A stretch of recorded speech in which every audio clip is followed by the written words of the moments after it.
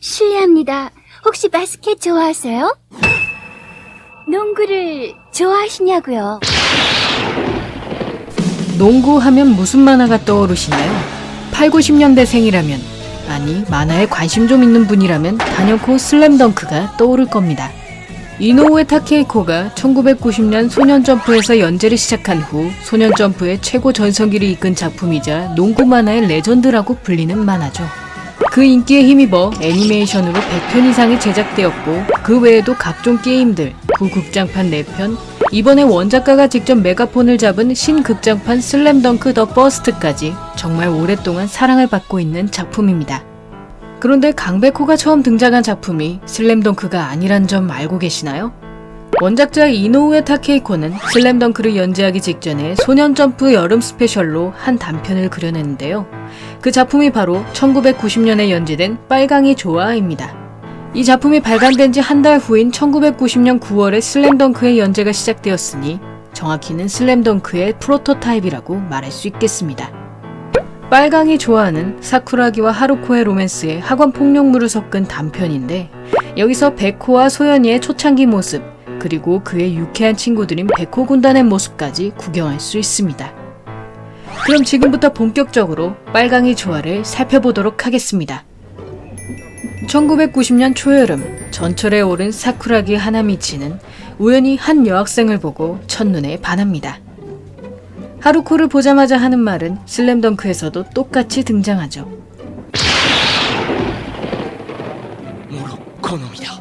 하루코의 교복이 이 근처 학교가 아님을 알아챈 사쿠라기는 어떻게든 그녀에게 말을 걸어보기로 결심합니다. 심호흡한 후 하루코에게 다가서지만 그녀와 눈이 마주치자마자 그냥 지나가버린 사쿠라기. 사실 그는 겉보기와는 달리 내성적인 성격이었습니다. 저 녀석 보기보단 꽤 내성적인 데가 있다고. 저렇게 빨간 머리를 하고서 말이야. 그 순간 사쿠라기와 똑같은 감탄사를 외치며 하루코에게 느끼한 작업 멘트를 날리는 남자가 등장합니다. 그의 이름은 키쿠카와 센키치. 이 근방에서 꽤 유명한 불량배였죠.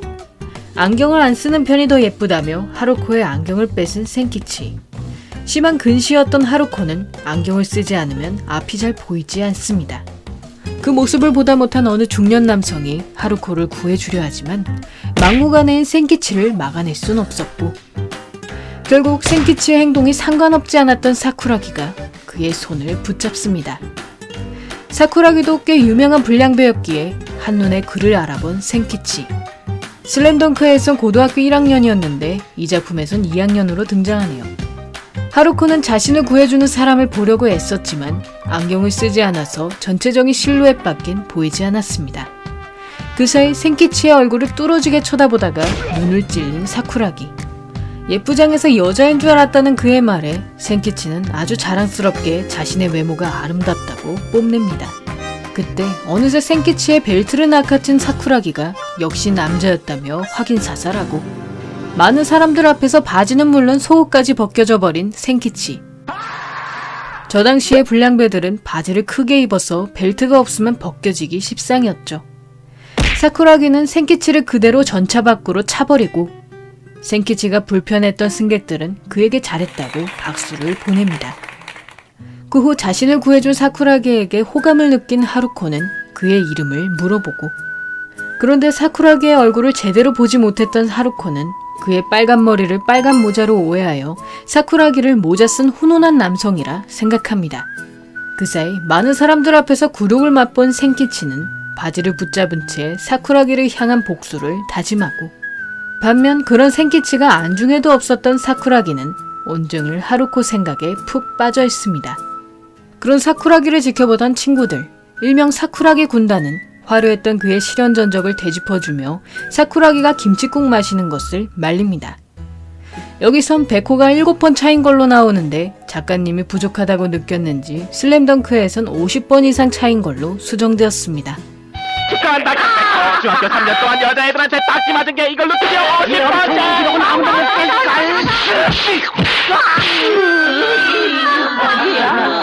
본 작품에서 하루코의 성은 오오사키로 등장합니다. 아직 아카기의 동생이 아니니까요. 그 후 생키치가 살모사라는 별명이 있을 정도로 위험 인물임을 알려주는 친구들. 한번 노린 먹잇감은 끝까지 쫓아간다고 합니다. 한편 새로운 학교에 전학 온 하루코는 온종일 상상 속 사쿠라기를 생각하며 기쁜 마음으로 새 교실에 들어서는데 그 교실은 바로 사쿠라기의 반인 2학년 5반. 하루코가 전학생이란 사실에 사쿠라기는 드디어 자신에게도 봄이 왔다고 좋아하지만 하루코는 사쿠라기의 빨간 머리를 보자마자 질색합니다. 사쿠라기는 하루코에게 인사하며 다가갔으나 그를 알아보지 못하는 하루코. 두 사람의 재회는 서로에게 정반대의 감상만을 남깁니다. 그 후 사쿠라기의 옆자리에 배정된 하루코는 자신에게 친근하게 구는 그의 뺨을 때리며 강하게 거부 의사를 밝히고 사쿠라기는 그녀가 자신을 알아보지 못하는 건 물론 빨간 머리를 극도로 혐오하는 모습에 몹시 절망합니다. 그런 사쿠라기의 상처에 열심히 소금 뿌리는 찐친들. 완전히 틀고 말았구나. 세상엔 하나님도 부처님도 아무도 없어. 소연이 야, 덕구야, 저봐. 내가 날 생각을 했어. 네가 이해해. 그러다 사쿠라기의 이름을 듣게 된 하루코는 자신이 빨간 머리를 빨간 모자로 오해했음을 깨닫게 되고 그녀 또한 상상과 다른 비참한 현실에 몹시 절망합니다. 두 사람은 이미지와 다른 서로의 모습에 실망하여 걸핏하면 으르렁거리고 그런 둘을 화해시키려던 친구들은 하루코의 취미인 심리학 공부를 언급하며 화제를 전환시킵니다. 그 후 마치 족집게처럼 친구들의 성격을 맞춘 하루코. 어느새 그들 사이에서 여사님이라 불리게 된 하루코는 친근한 사쿠라기 군단의 태도에 점차 불량배들에 대한 편견이 깨지게 되고 그러나 여전히 사쿠라기가 못마땅했던 하루코는 그의 성격이 어린애 같다며 사쿠라기의 붉은 머리에 대해서도 빨강의 상징적 의미가 유치, 야만 등에 저속한 것뿐이라고 약올립니다. 덕분에 덩달아 사쿠라기를 놀리던 친구들만 신나게 박치기를 당하죠. 이젠 아무도 백호를 말릴 수 없어. 화장실에서 볼일을 보며 마음을 진정시키던 사쿠라기. 하루코의 말이 마음에 걸렸지만 역시 붉은 머리는 자신의 신조라고 생각합니다. 그때 우연히 문 밖에서 하루코의 소문을 듣게 된 사쿠라기. 그 소문은 바로 하루코가 자신들과 어울린 것 때문에 그녀가 저속한 애라는 오해가 퍼진 것이었고 이에 몹시 분노한 사쿠라기는 그 남학생들을 들어올린 뒤 자신이 볼일 본 화장실 칸에 그들을 가둬버립니다. 그 후 하루코에게 미안함과 안타까움을 느낀 사쿠라기는 그녀를 위로해주고자 어깨에 손을 올리는데 그런 그의 마음을 알 리 없는 하루코는 또 가시돋친 말로 사쿠라기에게 상처만 줍니다. 이렇게 보면 소연이의 성격이 슬램덩크에서 정말 많이 바뀐 것을 알 수 있는데 여기 소연이가 츤데레라면 슬램덩크의 소연이는 진짜 성격까지 백호의 이상형이라 할 수 있습니다. 첫 시합이라는 생각은 하나도 들지 않았어. 정말 대단해, 백호야. 대단해. 소연인 귀여우면서도 정말이지 상냥한 애야.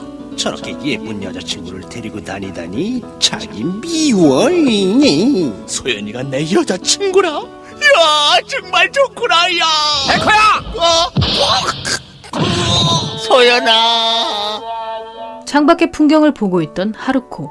그때 다소 유치한 효과음을 내며 다가온 인물이 있었는데 그 사람은 바로 양호열. 원판에서의 이름은 미토 요에이입니다.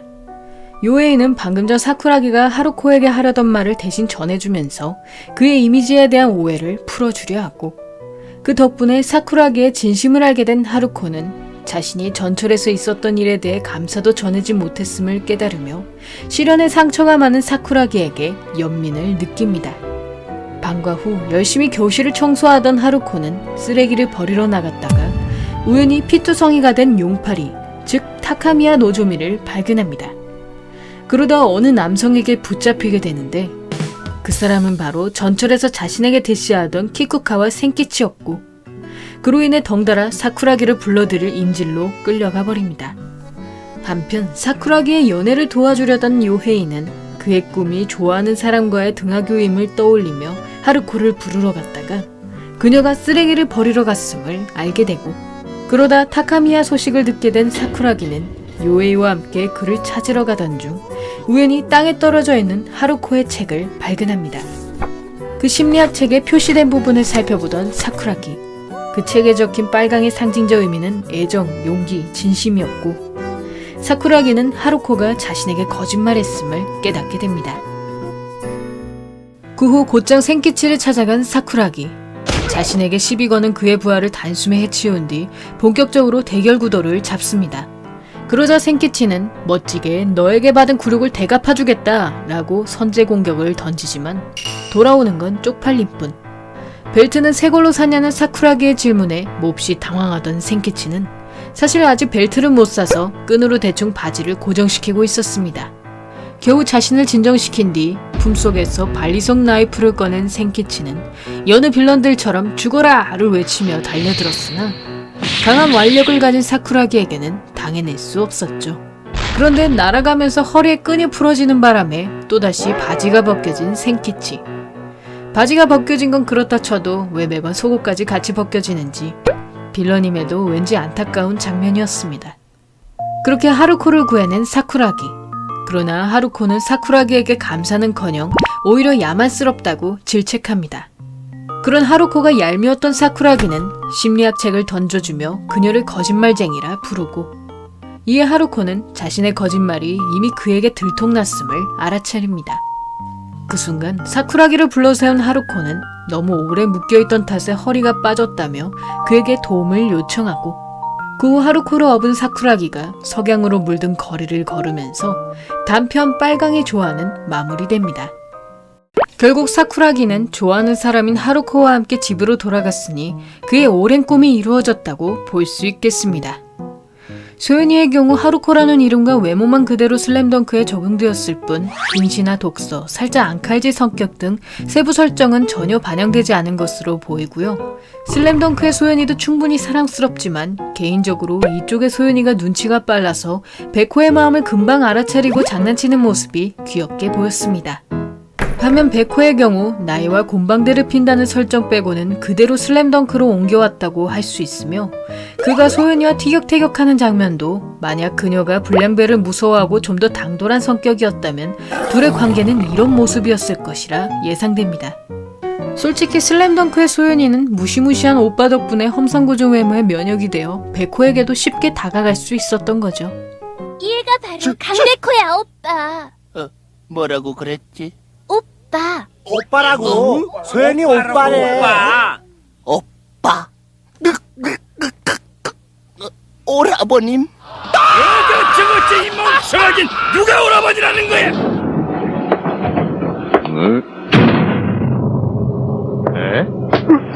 엄청 무서워 보인다. 오늘은 자리가 텅 빈 게 아주 좋은데? 너무 귀엽다, 백호야. 그래, 정말 다행이다. 이 단편이 나온 지 한 달 만에 슬램덩크가 연재되었기 때문에 반대로 이미 만들어진 슬램덩크의 캐릭터들로 학원폭력물을 그려보려던 게 아니었을까라는 생각도 들고요. 내용만 보면 평범한 학원물에 불과하지만 백호 군단 같은 감초들까지 그대로 등장하니 색다른 재미로 감상할 수 있었습니다. 빨강이 좋아 외에도 슬램덩크에 영향을 준 단편이 또 있는데 바로 강백호의 라이벌 서태웅이 등장하는 단편 카에데 퍼플입니다. 카에데 퍼플은 1988년 이노우에 타케이코가 데즈카상 수상과 함께 만화가로 데뷔한 첫 작품이며 1989년 그가 그림작가로 참여한 카멜레온 자의 뒷장에 부록으로 수록되었습니다. 이 단편은 주인공 루카와 카에데의 신비로운 매력과 고교 농구 이야기를 다뤘는데 이 캐릭터의 설정을 그대로 슬램덩크에 적용하였으니 작가가 서태웅이란 인물을 얼마나 애정했는지 알 수 있는 대목입니다. 슬램덩크 이후에 그려진 베이비 페이스에서도 주인공이 서태웅과 비슷하다는 말이 있었습니다만 외모는 서태웅보단 김수겸에 더 가깝지 않나 생각합니다. 그럼 지금부턴 단편 카에데 퍼플을 간단하게 살펴보겠습니다. 얼마 전 불량배 아카기에게 사랑을 고백했던 나야. 그러나 아카기는 그녀의 생각보다 더 거친 사람이었기에 오히려 자신이 좋다는 그의 고백이 거북하게만 느껴집니다. 그 순간 체육 물품실에 문을 열고 들어온 루카와 카에데. 공을 가지러 왔다가 묘한 풍경을 목격한 그는 아카기가 퇴짜 맞는 장면을 봤다는 이유로 얼굴을 얻어맞게 되고 그러자 카에데는 영문도 모르고 맞은 게 억울하여 아카기를 더욱 흠씬 두들겨 패줍니다. 사실 키타고교의 농구부 주장이었던 카에데는 수려한 외모와 뛰어난 농구 실력으로 많은 여학생들의 사랑을 독차지했고 그런 카에데가 거슬렸던 아카기는 과거 중학교 시절을 떠올리며 그에게 복수를 다짐합니다. 그 후 아카기에게 농구로 대결하자는 제안을 받은 카에데는 그가 중학교 시절 자신 때문에 대회에서 탈락한 팀의 에이스였음을 떠올리고, 그 사이 아카기의 바람과 달리 태클로 카에데를 저지하던 부하들은 5번이나 파울을 시도했다가 퇴장이란 이유로 그에게 걷어차입니다. 반칙에 난무하는 상황 속에서도 멋지게 골을 넣은 카에데. 카에데는 아카기에게 정말 농구를 좋아한다면 절대 그만두어선 안 된다고 충고하며 그를 상대로 덩크를 시도하죠. 그런 카에데의 모습에서 농구를 향한 열정이 깨어난 아카기는 자신의 과거를 반성하며 진심으로 카에데에게 고마움을 전합니다. 그러자 카에데는 자신과 함께 농구하자는 제안과 함께 오늘 경기가 매우 즐거웠다고 이야기하며 카에데 퍼플은 막을 내립니다. 카에데 퍼플은 주인공으로 등장하는 루카와 카에데, 즉 서태웅을 보는 것도 즐거움이지만 이 작품의 감상 포인트는 바로 아카기입니다. 이름은 채치수와 동일하나 사실상 정대만의 뿌리가 된 캐릭터라고 할 수 있으며, 농구를 그만둔 뒤 불량배 생활을 하다가 자신의 농구를 향한 열정을 발견하고 다시 선수로 재기하는 인물이죠. 대신 정대만의 외모는 앞서 소개한 빨강이 좋아해 생키치한테 영향을 받지 않았을까 예상해봅니다. 전부 다 끝장을 내야겠다! 선생님, 선생님. 포기하면 시합은 거기서 끝나버리는 걸세. 농구가 하고 싶어요. 지금까지 슬램덩크의 기반이 된 단편들을 봤다면 결말 이후 추가로 설정이 나온 단편도 있는데, 바로 송태섭과 이한나의 어린 시절을 그린 피어스라는 작품입니다. 이 단편은 1998년 소년점프에 실린 작품으로 마지막에 주인공 소년소녀의 이름이 료타와 아야코임이 밝혀지면서 두 사람에게 어릴 적의 인연이 있음을 내포하고 있습니다. 피어스는 바다를 바라보는 어느 소년의 모습으로 시작됩니다. 3년 전부터 바다 근처에 비밀기지를 만든 료. 기지에서 석양을 바라보던 그는 우연히 어느 소녀가 작은 선물 상자를 바다에 던지는 것을 발견하고, 그 아야라는 소녀는 어머니의 재혼을 앞두고 있었으며 도저히 새아버지를 받아들일 자신이 없었기에 그가 준비한 어머니의 귀걸이를 몰래 바다에 버립니다. 그러자 료는 바다에 던져진 선물을 건져와 그녀에게 바다를 더럽히지 말 것을 경고하고, 그런 료의 행동이 마음에 들지 않았던 아야는 그와 몸싸움을 벌이다가 무심코 울음을 터뜨리고 맙니다. 료는 해가 지자 아무에게도 보여주지 않았던 자신의 비밀기지에 아야를 초대하고, 그 후 아야의 선물을 꺼내본 료는 자신도 마이클 조던처럼 피어싱을 해보겠다는 생각에 바늘 대신 옷핀을 불에 달굽니다. 그 사이 밤바다를 바라보던 아야는 바다를 더럽히지 말라던 소년의 말을 떠올리며 그가 정말 바다를 좋아한다고 생각하고, 이에 료는 바다를 별로 좋아하지 않지만 그저 이곳에서 기다릴 뿐이라고 말합니다. 사실 료는 3년 전 낚시하러 갔다가 돌아오지 않은 형을 기다리고 있었는데, 당시 3학년이었던 그는 형이 어리다는 이유로 자신을 낚시에 데려가지 않자 홧김에 다신 돌아오지 말라고 소리쳐버렸고, 그 후 형의 실종 소식을 접한 료는 자신이 돌아오지 말라고 말했던 것을 크게 후회하며 3년 동안 바다 근처에서 형이 돌아오기를 기다립니다. 왼쪽 귀에 옷핀을 찔러 넣은 료는 이제 6학년이 되었어도 낚시에 데려가줄 형이 없음에 오열하고, 아야는 그의 우는 모습을 그저 말없이 바라봅니다. 그 순간 료의 어머니가 그의 이름을 부르며 비밀기지까지 찾아오고, 결국 3년 동안 숨겨온 료의 비밀기지는 부모님의 강압으로 한순간에 무너져 버립니다. 그 후 아야에게서 편지를 받은 료는 그 귀걸이 상자가 그녀의 어머니 것이 아닌 아야의 생일 선물이었음을 알게 되고, 그러다 그녀의 이름이 아야코였음을 알게 된 그는 편지에 료 앞이라고 적힌 것을 발견하며 자신의 이름은 료타라고 혼잣말합니다. 슬램덩크에선 태섭이 한나를 짝사랑하는 것으로 등장하였는데, 이 단편으로 두 사람이 거의 공식 커플로 확정된 상황이죠. 각각 형의 죽음과 어머니의 재혼을 받아들일 수 없었던 두 사람이 하룻밤의 추억으로 서로의 상처를 치유하는 모습이 매우 인상 깊었습니다. 원작에서 성씨가 밝혀지지 않았던 아야코는 이 작품에 의하면 사사키 아야코일 것으로 추측되고요. 짧지만 강한 여운을 남기는 단편이고 슬램덩크와도 연관된 만큼 꼭 한번 찾아보시길 추천합니다. 피어스2라는 것도 존재하지만 그건 사사키 마사르의 팬픽이라 추가하지 않았습니다. 슬램덩크 신극장판 개봉 기념으로 여러 단편들을 다뤄보았는데 부디 즐거운 감상 되셨길 바라고요. 앞으로도 극장판이든 단편만 하든 새로운 비하인드나 그 이후의 스토리가 계속 나왔으면 하는 바람입니다. 그럼 많은 시청과 관심 부탁드리면서 다음엔 더욱 좋은 영상으로 찾아뵙겠습니다.